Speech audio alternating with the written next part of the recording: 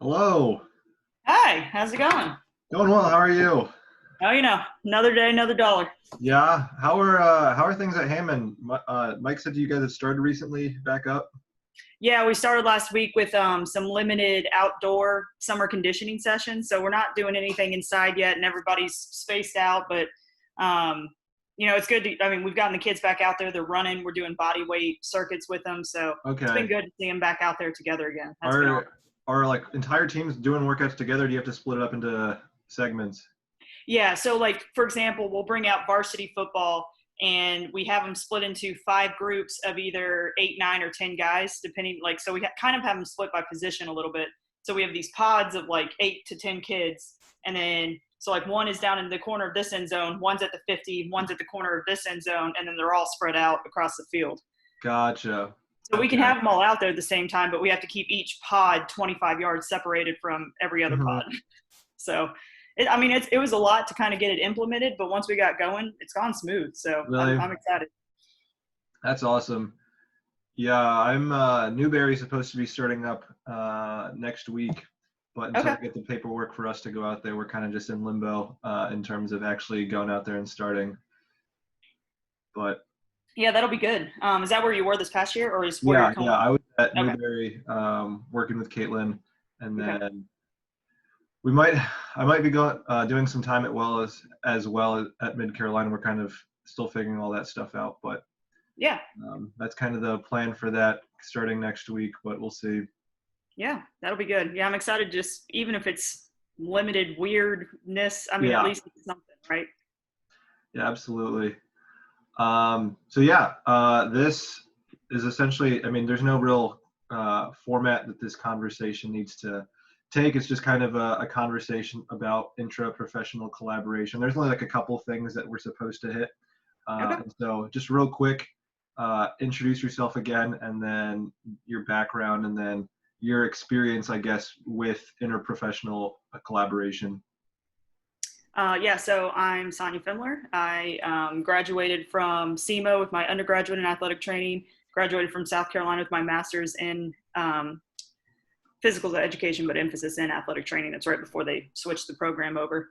So I've been at Hammond now I just completed my 8th year. I've been the Oh head wow. for 6 years now. And I'm also the assistant athletic director at Hammond currently. So that's kind of my background.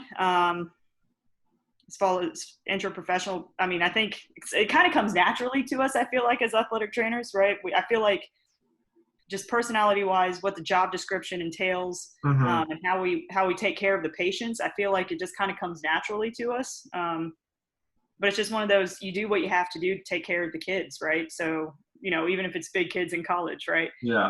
Um, you do what you have to, you work with who you have to get the best outcomes that you can for your patient, and that's the way I've always approached it. Hmm. So I'm always open to learning new things. I try to impress upon other people like what we're capable of doing as well. So it's a kind of a give and take type of situation. Yeah. So that's how I've always approached it. You know, I think, like you said, by just the way our profession works, we definitely collaborate with a lot of different professions just in general. Obviously, at the high school level, you've got a lot of different faculty members, staff members doing a lot of different things.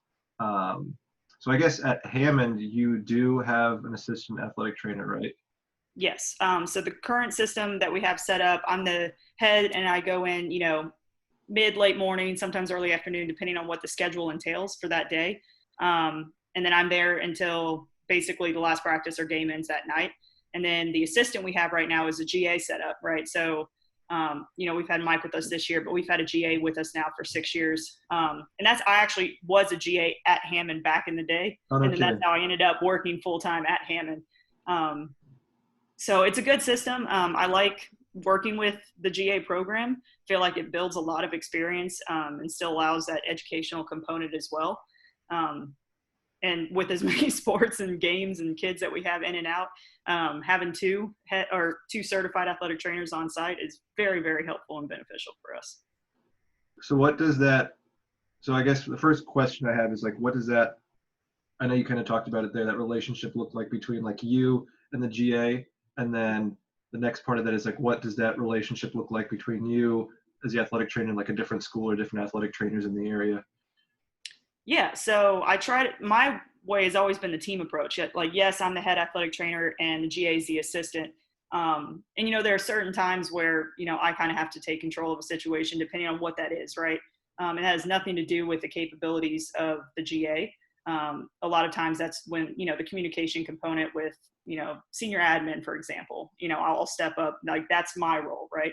But I've always taken it as a team approach. I feel like one of the reasons I like working with the GA program so much is it continues to bring new information, new techniques, new backgrounds. Hmm. So I feel like I learn as much from the GAs each year as I hope that they learn from the site and from me. Kind of keeps me on my toes, right? And that's why I like having the not certified students, where they're going through what used to be the undergrad program, now the professional masters, or excuse me, masters. So I like working with that. I've always tried to do a team approach. You know, the GA, I put, okay, like you got these games today and I got these games. And then we'll make sure we communicate at the end of each day. So that way, if something happens at one game, I know about it. Something happens at my game, they know about it. Hmm. Um, and that way we're both able to follow up with parents or doctor or whoever we need to follow up with. I also feel like, in SCISA, it's not very many schools, right? And some of us are pretty spread out, but I feel like we work really well together when it comes to athletic training. Most of the schools have athletic trainers that have been there for a while. Hmm. So, we've gotten to know each other really well. And when you play SCISA schools time after time after time, I mean, you see them every single year, multiple times a year.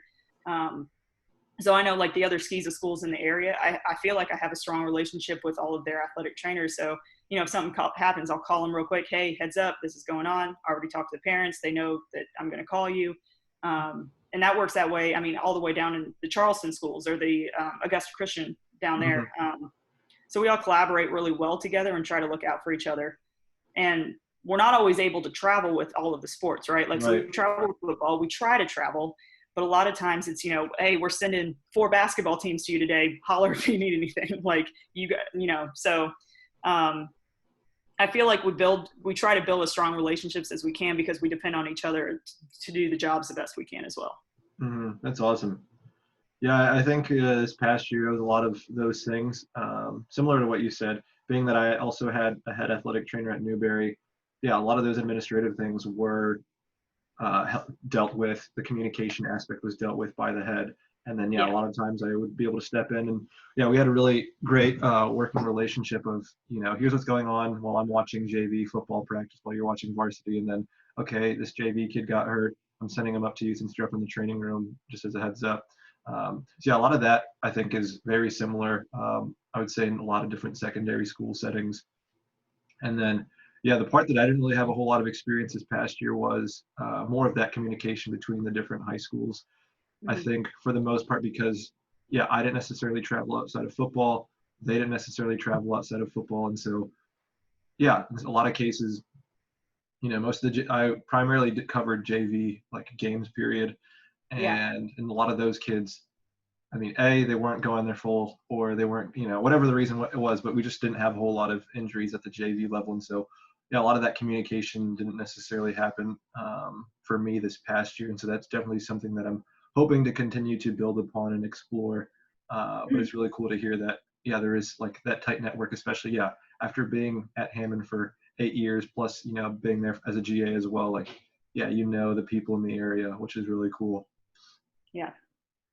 So in that time of being at Hammond, what would you say are some of like your needs as an athletic trainer, like the practice that you have?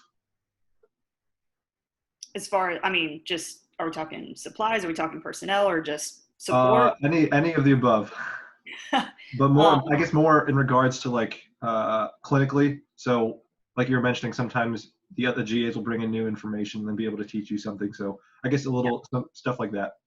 Yeah. Um, I mean, I am lucky where I am because we have the athletic program, athletic training program, the staff, the senior admin, the AD, the coaches, they all understand what we're there for, and they support us wholeheartedly. So, we don't have super major battles that we have to fight, which is extremely beneficial. And I recognize that that doesn't happen everywhere. Hmm. So we've always had good support for the athletic training clinic, I mean, the way we run things, the way we take care of the kids, the programs we put in place, they understand what we're coming from is we want to keep the kids on the field, right? We don't want them in the athletic training room. So always approaching it from that method of let's take care of the kids, what we have to do, try to have a little bit of fun in the process.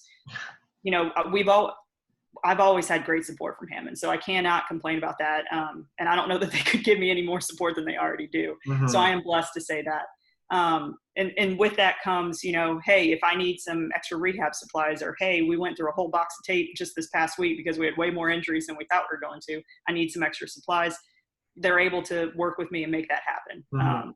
And again, that doesn't happen at every school. So I'm blessed in that spot. Particularly, I recognize that for sure. You know, working with a number of teams and kids, I mean, we start covering middle school, so 6th grade sports all the way up to varsity. Wow. So we're covering seven grades of athletes, right? And so we're not a big school, and I recognize that each of our grades is about 60 to 70 some kids. So clearly not everybody plays sports, but we have a lot of teams. You know, for example, we have varsity, JV, and middle school football that we cover, you know, daily. And that's just one sport. And so that goes across the board. So having 2 certifieds and or having those students there to be able to learn, but also be able, you know, have your hands on the kids and you know, eval them and help them rehab and stretch them, you know, whatever that is extremely helpful. I'll be interested to see how you know, this year is very wonky. So I'm trying not to take this year. Like at some point we'll get back to more of our day-to-day operations.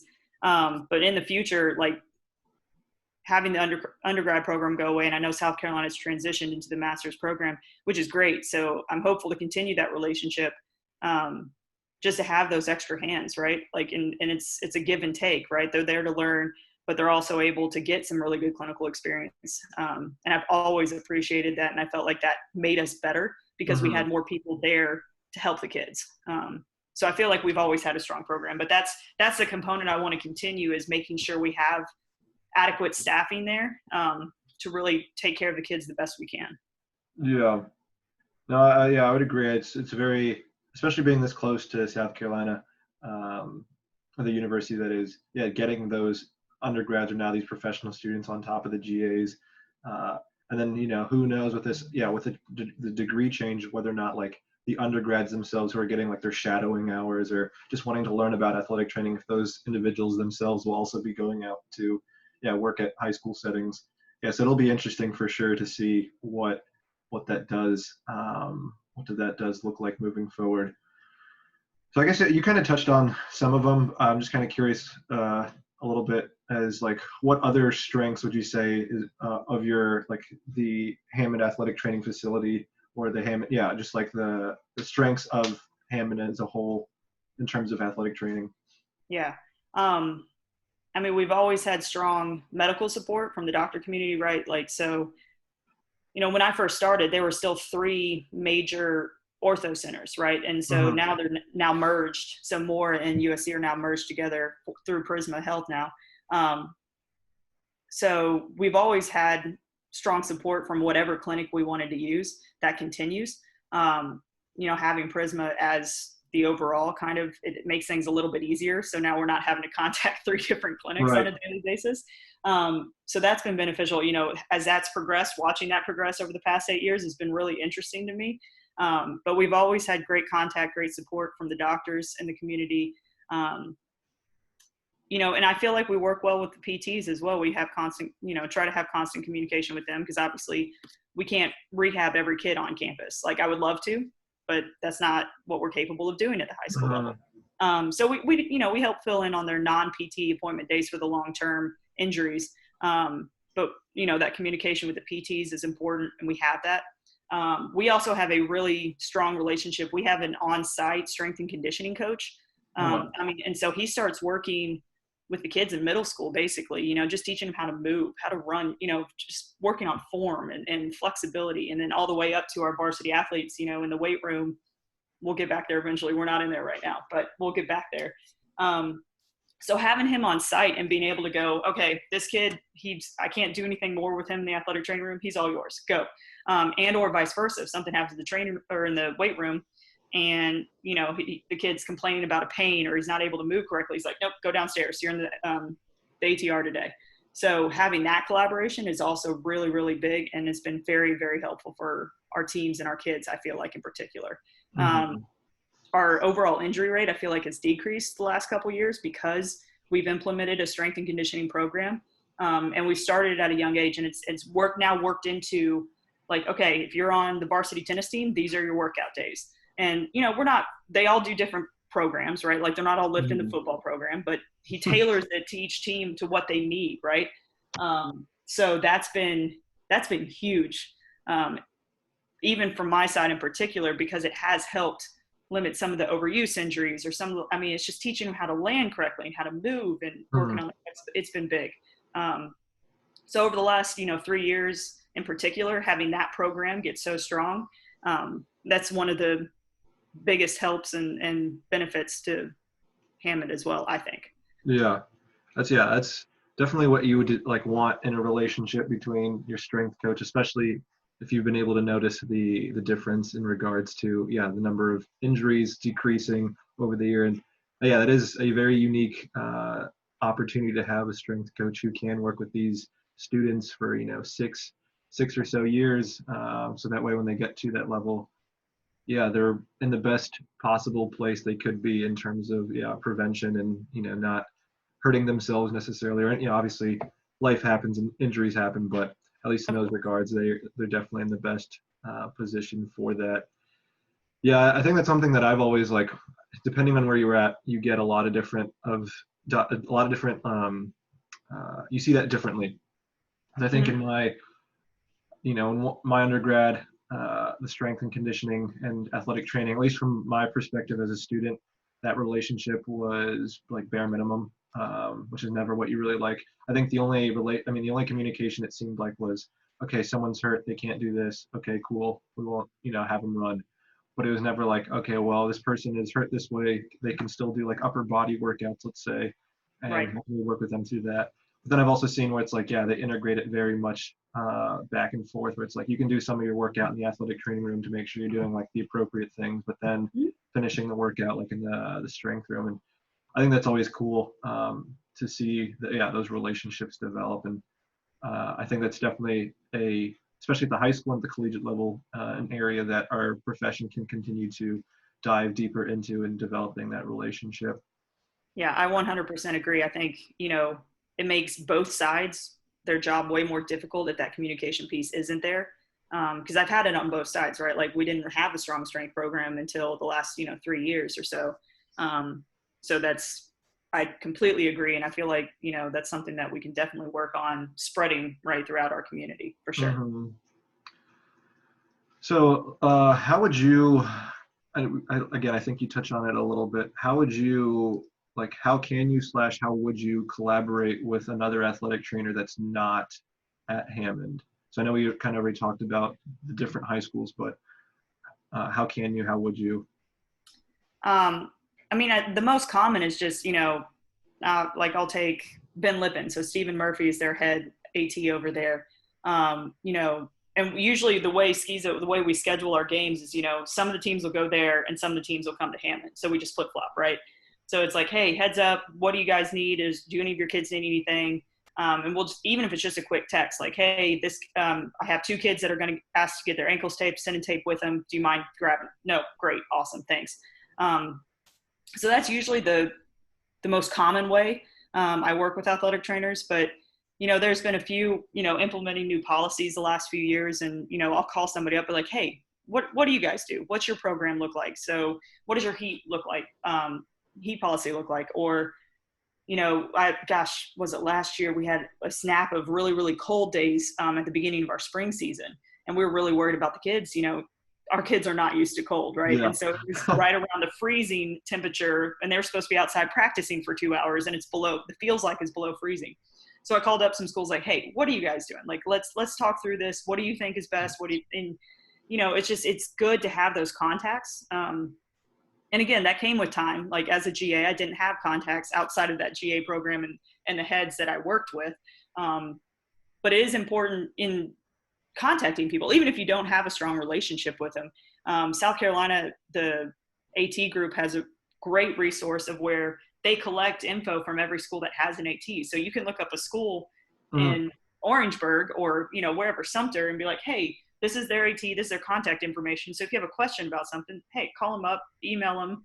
I feel like that's been a really strong tool for me. So even if I don't have a strong relationship already, I Mhm. can call them up or email them and say, hey, you know, what do you guys do? What do you recommend in this situation? Um, so that's usually how I approach it. And a lot of times, especially with the schools, you know, the SCISA schools, we've worked together for years. So it's usually just a quick text, a quick call. Um, you know, especially if something does go down, then I immediately just pull out the phone and call them real quick and it's done. And then they know you know, what they have to follow up on. Mhm. As in your practice, I'm going to get back to this question, but in your practice, what would you say that like you feel like you specialize in, like what you're best at doing? Interesting. Ooh, that's a good question. Um, I feel like I'm also my own worst critic. So now I'm trying to like, this No is a hard worries. question for Aren't me, we right? all? Um, no, I feel like it's just the relationships that I'm able to build, the trust that I'm able to build in the kids and the parents. And, you know, there have been several times where I'm like, hey guys, like, I'm not really sure what's going on. I think it could be this or this, but like, let's figure this out. To be able to say that to a parent and then they trust you, and you're like, okay, yeah, what do we need to do? Let's go. I feel like that's one of my strongest points in athletic training is just that the communication, the relationships, the trust. Um, I've really tried to build a program where not that the kids want to be in the athletic training room, but they're Right. not trying to, they understand like, okay, if you come in here, that doesn't mean you're automatically going to get pulled off the field, right? Um, to build a program that the kids, the parents, the coaches, the admin, they know our goal is to keep the kids on the field, right? So I feel like that's probably my strongest point is just building that trust, building that strength of the program. And, you know, and in those hard moments, being able to tell the parents, listen, I think this is what is going on, but it's going to be okay. We're going to figure it out and we're going to get through it together. One of the articles we read this past week, and I definitely meant to send this out and it totally spaced my mind, but one of the articles you read talking about intra-professional collaboration talked a lot about this idea of like at the collegiate setting, for example, it's you see this more often where it's like you have someone who is your concussion specialist athletic trainer. So anyone who has a concussion, oh, go talk to this athletic trainer. They are the ones who handled it. Not because the other athletic trainers are not capable, but this person like specializes in that. um, and so I guess taking in mind like the specialization aspect, but then also the collaboration aspect with other athletic trainers, I guess like how can you see that working if it is possible? Like what are your thoughts kind of on using other athletic trainers for their their specialties? Uh, Yeah, yeah. I mean, I think if that's available to you, that's a strong tool, right? Um, you know, especially now with the rehab that or the exercises that they come out with post concussion, right? Like knowing now that there are PTs that specialize in that, right? So yeah, heck yeah, go. I'm going to send that kid to them every single time. If that's an athletic trainer, great, go. Because it's what's best for the kids. So if that's available and as a tool and as asset, absolutely. I wholeheartedly support that. It is interesting. I mean, in the college setting in particular, you know, you have that community on campus, and the secondary school level, it's a little different. Hmm. So a lot of times it may not be an athletic trainer that you're sending them to, but it could be like if an AT is working in a PT clinic or in a doctor's Hmm. office. Um, but yeah, I mean, it's my bottom line is you do what's best for the kid, right? So if that's not you, then you got to be okay. We got to send to this person. If that's another athletic trainer, if that's a PT, because the bottom line is it's you got to do what's best for the kid. What would you say has helped the most in being able to say like, okay, I can't do this. I need to send this somewhere else? I mean, a lot of it is just time, right? So knowing that this kid needs some one-on-one time and they need an hour, they need an hour and a half. You know, if you think about the first few weeks, first few months after an ACL surgery, after a Hmm. shoulder surgery, whatever it is, right? Those kids need one-on-one time. Well, that's darn near impossible to get in a high school athletic training room, right? Right. Unless you schedule it, maybe they have a free period or a study hall, but that's still Hmm. only 45, 50 minutes. Um, so again, it comes down to, even though you know you're capable, that's not what's best for the kid, right? Like, so you're able to maybe work in a little bit, and you're not just shoving them away, but it's doing what you need to do to support them and make sure they're taken care of. So it is recognizing that, right?